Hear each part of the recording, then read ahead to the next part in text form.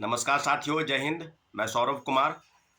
और बीपीएससी की कार्य प्रणाली के खिलाफ जो आंदोलन चल रहा है और लगभग 57 दिन बीत चुके हैं और गर्दनी बाग धरना स्थल पर फिर एक बार से महाजुटान होने जा रहा है।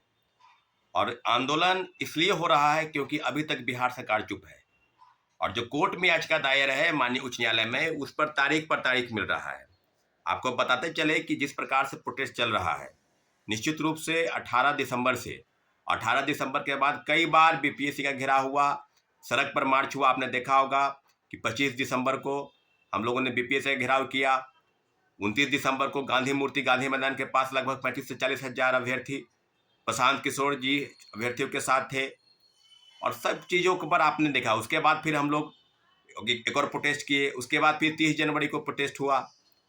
तो फिर आपने देखा होगा कि अभी तक सरकार के तरफ से कोई विशेष डेवलपमेंट नहीं आ रहा है नजर कि आखिर क्यों बीपीएससी की इस कार्य प्रणाली पर, जहां एक परीक्षा 2 पाली में आयोजित कराकर और कह रही है कि नॉर्मलाइजेशन लागू नहीं होगा, सामान्यकरण लागू नहीं होगा, और बीपीएससी के चेयरमैन रवि परवार मनु भाई सहित जो सेक्रेटरी है सत्यप्रकाश शर्मा और जो परीक्षा नियंत्रक, सह परीक्षा नियंत्रक राजेश सिंह, तीनों लोग ऐसे हैं जो छात्रों के सवाल पर, मीडिया द्वारा पूछे गए सवाल पर टाल मटोल करते आए हैं।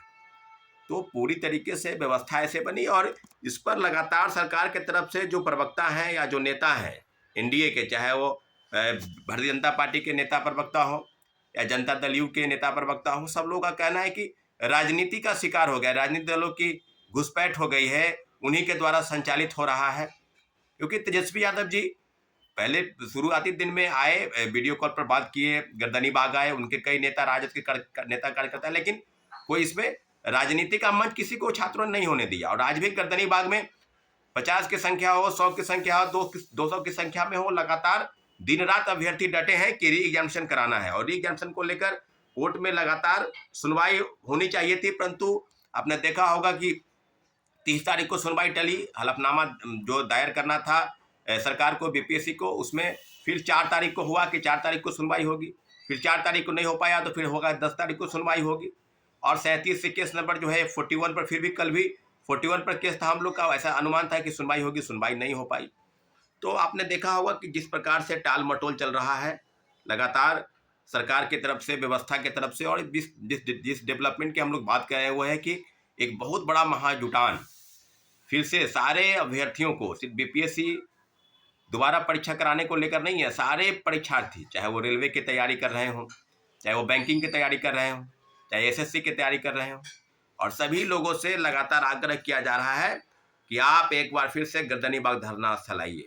और धरना स्थल पर आने की जरूरत इसलिए है क्योंकि व्यापक तौर पर जो भ्रष्टाचार विभिन्न परीक्षा एजेंसियों में कंडक्ट कराने वाले, चाहे वो बीपीएससी हो, बिहार कर्मचारी चयन आयोग हो, बिहार टेक्निकल आयोग हो, बिहार जो केंद्रीय चयन पर्षद पुलिस की वो हो, बिहार पुलिस अवर सेवा आयोग जो दरोगा के वैकेंसी निकालती है वो हो, तो सभी जगहों पर व्यापक तौर पर भ्रष्टाचार जो है वो खेल चल रहा है। धांधली सेटिंग का जो प्रक्रिया है वो जारी है, क्योंकि जो मास स्टॉक हैं, जो मास लेवल पर जो स्टेक होल्डर हैं वो है छात्र। और बिहार में आपने देखा होगा कि कोई विशेष रोजगार धंधे नहीं है, ना कोई फैक्ट्री विशेष तौर पर लगी है।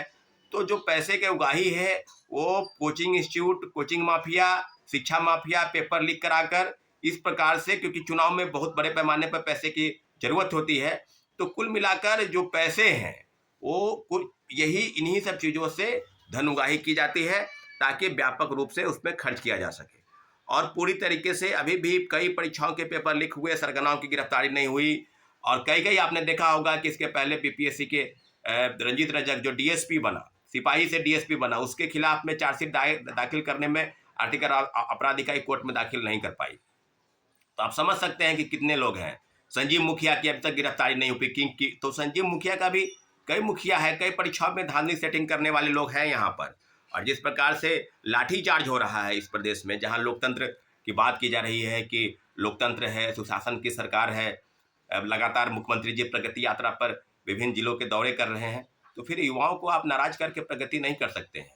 इसलिए आप जान लीजिए कि जो चीज़ें हो रही है, और तेजस्वी यादव तेजस्वी यादव से अभी आग्रह किया जा रहा है छात्र अभ्यर्थियों का कि आप आए थे ठीक है, लेकिन अब आपको आने की जरूरत नहीं है गर्दनीबाग, क्योंकि आप अभ्यर्थी समझ गए हैं कि आप क्या करना चाहते हैं।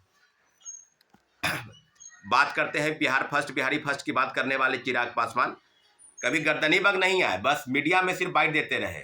आपसे अभ्यर्थी मिलने गए थे कि आप बात करें, मुख्यमंत्री जी से बात करें, आप कैबिनेट मंत्री हैं, लेकिन आप स्विट्जरलैंड की यात्रा कर रहे हैं।